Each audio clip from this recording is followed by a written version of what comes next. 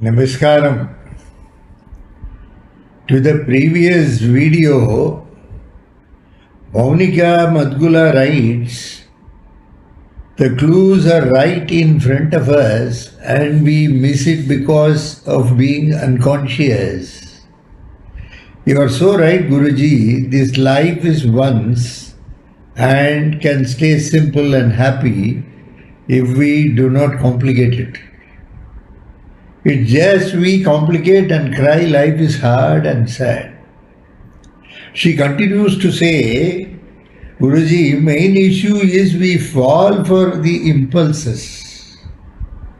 Wrong decisions in life are mostly impulsive decisions. Had we been conscious, all these wouldn't arise.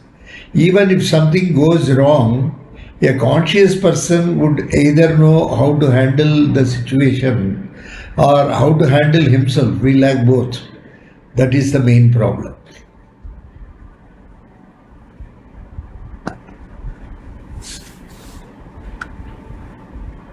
Maunika is right.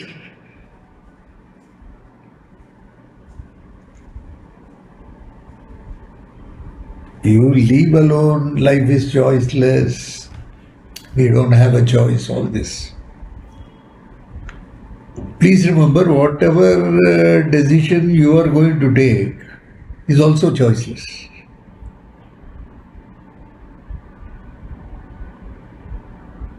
So the decision in the first place must be a honest decision for it to be right. Of course, out of impulse, when you decide, it will be a wrong decision. She has rightly said. That impulse, there may be various reasons for it. Sometimes the greed to achieve something, even when you do not have the capacity to achieve it. You sometimes have a desire beyond the capacity to achieve it, and it becomes greed. So in that impulsiveness, you will take a decision, and that decision will be a wrong decision.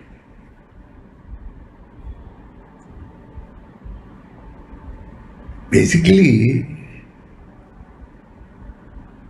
yes, we learn to drop it, and we drop the past, we learn out of whatever decision we have taken. Because if the decision is a right decision, there is nothing to learn about it. Already it is a honest decision and a right decision, and you are already on the track. When you commit a mistake, only we learn.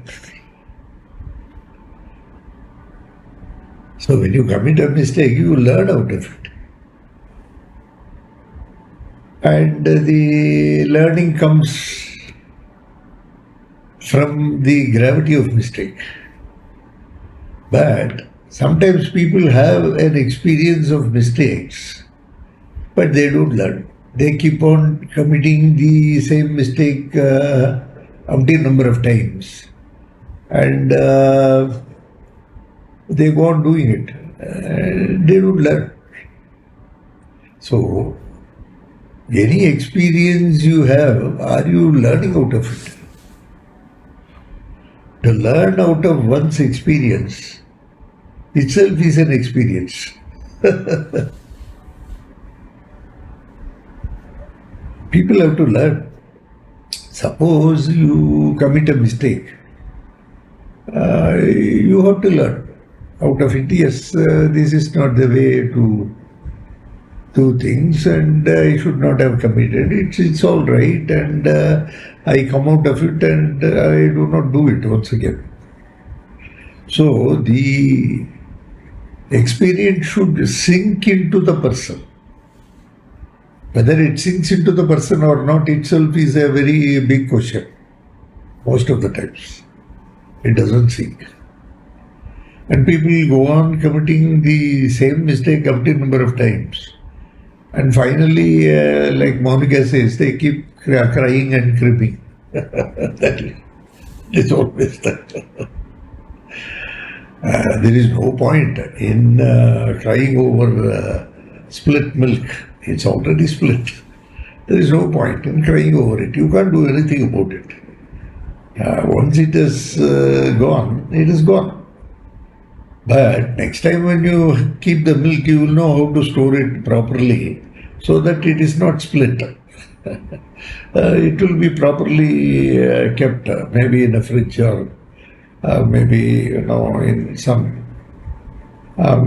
cold medium, so that the heat doesn't affect the external heat, and it can be used, put to use.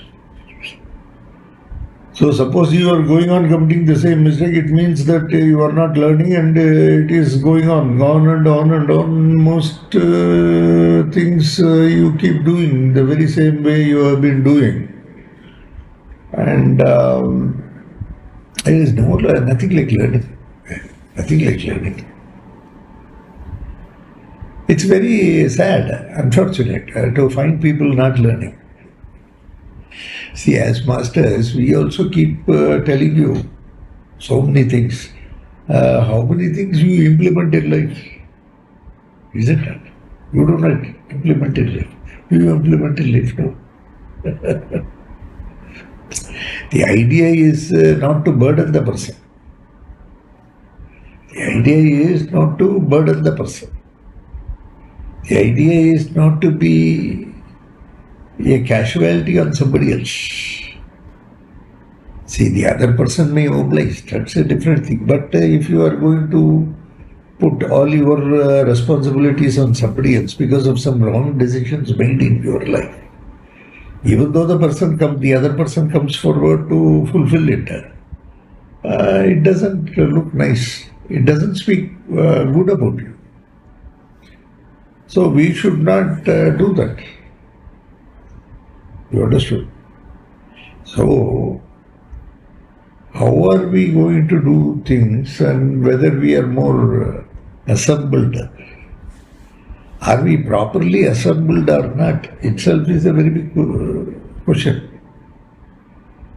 So, are you properly assembled or not? If you are properly assembled, then you will be able to think more positively and more practically also. Okay, what you need in life is not only thinking positive, but also practical. Not only being practical, but also positive, both. So sometimes practicality may not help you much, but positivity may help. Sometimes positivity may not help much, practicality may help. But so a combination of these two, if it is there, it will help you to take proper decisions in life. So, you must introspect yourself. Introspection is very, very important. Introspection will always help you to be a better person in future. Don't keep inspecting others. Don't keep telling he is doing something wrong, she is doing something wrong. They have all come to do wrong so that you can learn better. You see, they are all risking their lives, and they have been doing wrong. They have been doing something wrong, and they are risking their life, and they are providing probably some sort of a teaching for you, and so that you can learn. They are sacrificing their life. See. So they are also doing a very big service. A person doing wrong is also doing a service in one way to the society, that the society can learn how to be correct, or how to be the way it has to be. So I am supposed to tell you all this, so I am telling you. Understood? I don't say that everyone should do something wrong, but the practical aspect of it is, in life, in the world of life, there will be some people who will be doing something right, and there will be people who will be doing something wrong. But people doing wrong are in fact doing a great service. because they will be they are doing a very great service in the sense they are helping the other people to learn out of it. See, you may commit a mistake and you may learn out of it. That is one way. But you may commit a mistake and somebody learns out of it. You see, that also happens. So, we have not come here to inspect others and say how that man is or how she is. Not here. We are here to introspect ourselves, and we are here to learn out of it and be better in our actions. Is it not? We are better. We must be, they say, manasa, vacha, karmana. So, in your speech, in your thought, in your deeds, it's better. No, you are more balanced, and you offer something good to the society, good to the people around you, good to yourself also, good to yourself. Being good to the society is in one way being good to yourself also. You must not be hard on yourself. You must not be harsh on yourself. Sometimes when people say, no, I have committed something wrong, I tell them, no, you are not the doer. Something has happened incidentally. Yes, probably the Lord willed it that way, and it has happened, and you are learning some lesson out of it, and they are also learning something. Others are also learning something out of it, and there is nothing to feel guilty about it. And please remember, once you start feeling guilty, there is a subtle ego. The ego is you are the doer. There is no necessity to feel elated if you do something good, and there is no necessity to feel guilty if you have done something otherwise, because incidentally it has happened. In both cases, you are not the doer. That if you keep in mind, whatever you do will be always good and right. Please remember. Sometimes the ego takes over us, as a result of which we feel very elated when something goes very beautiful. We start saying, I have done this, I have done that, and no, I have achieved it. You never think that the Lord was the doer at that point of time, and when you suddenly fail, you think that no, I feel very guilty, I have not performed. Please remember, then also Lord is the doer. In fact, had you kept in mind that Lord is the doer at every point of time, in every of your action, then please remember, never your things would have gone wrong. Your things have gone wrong because you thought you are the doer and did it, and as a result of which, you are not able to withstand the defeat or the failure that comes on you, and you feel very guilty about it. This is what we tell people. So please always think Lord is the doer, and be always conscious. Being conscious means being aware. Being aware means what type of awareness you have. Suppose you are driving the car. When you are driving the car, you are very aware. You know when to put the brake. You very watchfully look at the road, and you drive at the speed prescribed in the manual, and you don't exceed it. And you are very careful. Suppose suddenly somebody crosses the road, you apply the brake, and you take care that the car behind also doesn't crash into you, and all that. That's the kind of consciousness you are supposed to have, awareness you are supposed to have in your life at every point of time. It's just like driving a car on the road. Probably it may not be that simple for many of you, and you may be feeling